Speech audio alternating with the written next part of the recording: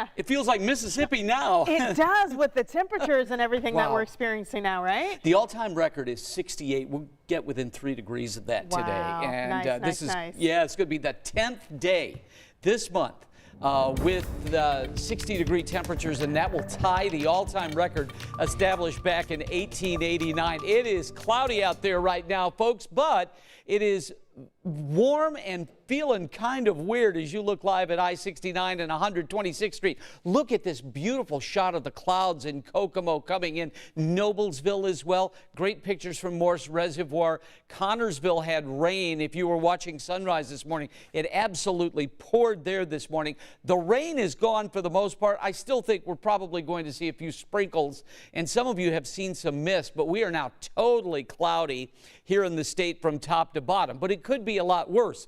This is a blizzard warning that was issued just a little while ago until 5 o'clock for extreme western Minnesota and parts of North Dakota. They're going to have some really bad weather, 50 to 56 and 60 mile per hour winds there. In the meantime, winter weather advisory if you're flying out of Indy.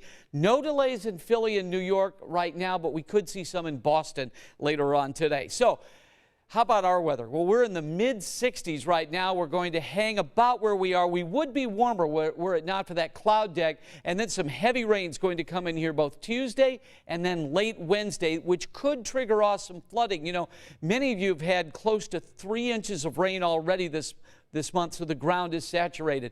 I just think this is so bizarre.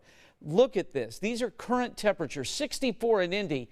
Cut that in half, and that's Des Moines at 32 degrees. We're running 19 degrees warmer than we were at this time yesterday. Just an amazing day. We're at 64 now. I think we're going to put the brakes on at about 65, but it will be quite windy here both today and tonight as temperatures will fall through the 40s. But even at 42 at 11 o'clock, that's 4 degrees warmer than the average high. So the weirdness just continues. Let's talk about winds.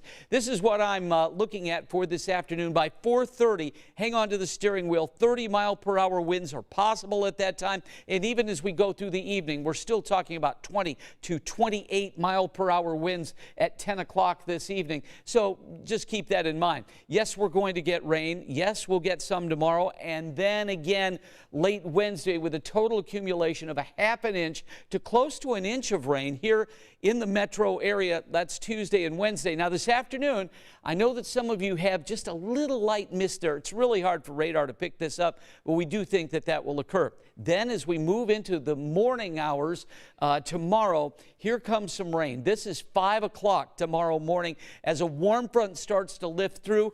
If you're driving to Chicago, Whiting, Munster, maybe over by Michigan City, a little rain snow mix, but it's too warm for that here. So at the noon hour tomorrow, we get rain with some heavy downpours tomorrow afternoon.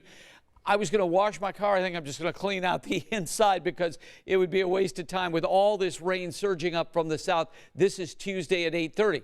We put the skids on this for Wednesday morning, but then Wednesday afternoon, yet another system coming in from the west. This will draw some moisture up. It'll be a little cooler, but just a little cooler. Right now we're looking at a high of 65 today, windy and warm. It will be wet tomorrow at 53.